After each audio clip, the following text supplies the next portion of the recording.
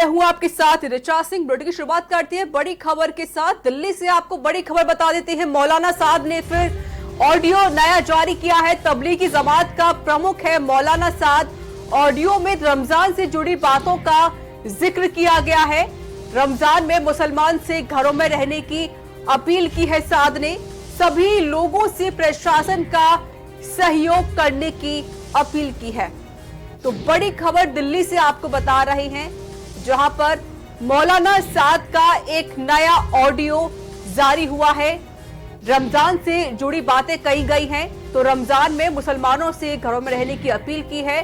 सभी लोगों से प्रशासन का सहयोग करने की अपील की है।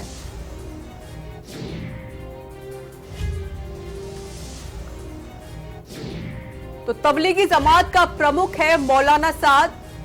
ऑडियो में रमजान से जुड़ी बातों का जिक्र किया गया है। रमजान में मुसलमानों से घरों में रहने की अपील की गई है।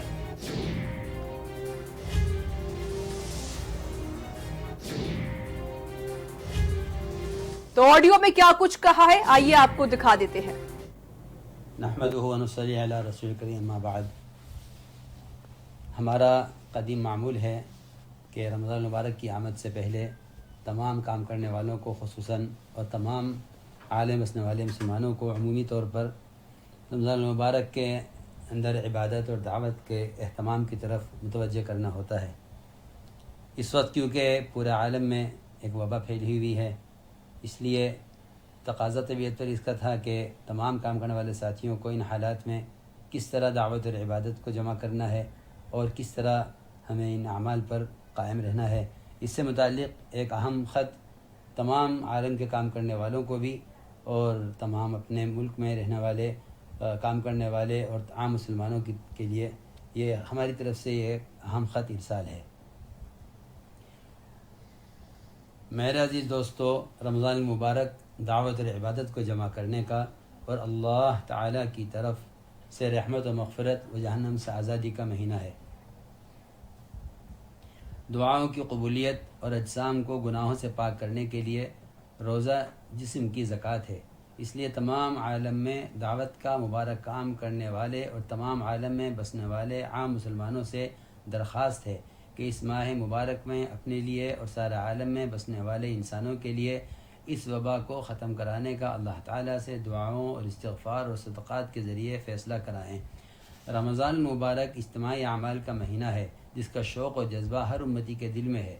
इसलिए मुल्क और बैरून मुल्क में तमाम दावत के काम करने वालों से ये दरख्वास्त की जाती है कि जब तक हर मुल्क और हर इलाक़े के हुक्काम और इंतज़ामिया पूरी तरह पाबंदी ख़त्म नहीं कर देती, उस वक्त तक आलम भर में खुसूसन हमारे दावत का काम करने वाले साथियों को अपने घरों में रहते हुए ही तरावीह का अहतमाम करना चाहिए और इसमें भी ज़्यादा लोग इकट्ठा ना हों। अलबत्ता मसाजिद में तरावीह का अहतमाम इंतज़ामिया की शराइत और पाबंदियों का लिहाज करते हुए किया जाए और इसमें इंतज़ामिया का ताउन किया जाए और ये हम सब की इज्तिमाई ज़िम्मेदारी है।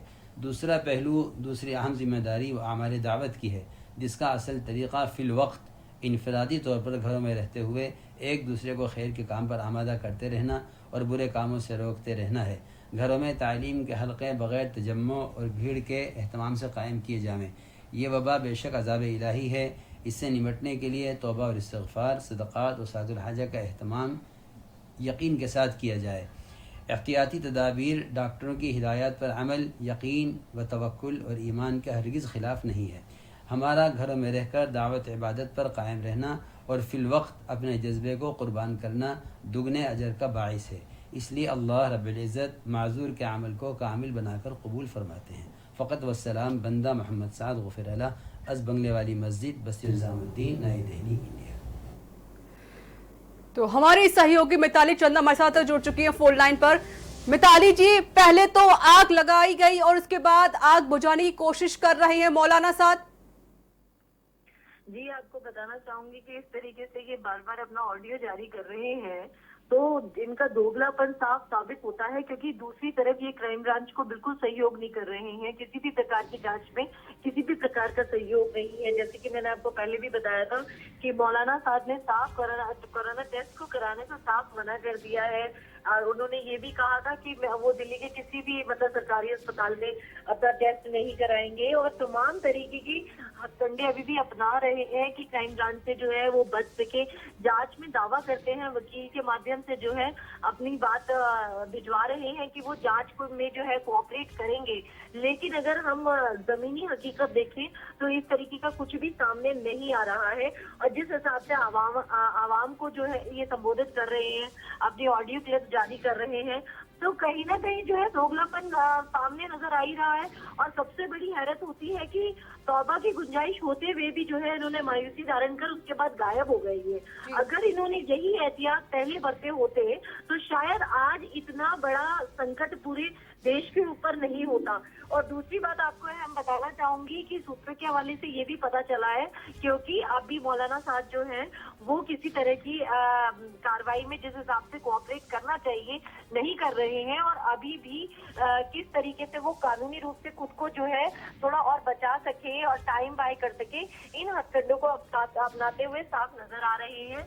और उम्मीद की जा रही है कि आने वाले दिनों में जो है क्राइम ब्रांच 82-83 सीआरपीसी की कार्रवाई जो है इसके ऊपर मिताली जी, क्या क्राइम ब्रांच को उनकी कोई सूचना मिल पाई है? ये जहां पर मौजूद है, अगर इनकी सूचना मिल पाई है तो उन्होंने गिरफ्तार क्यों नहीं किया अभी तक मौलाना साद को?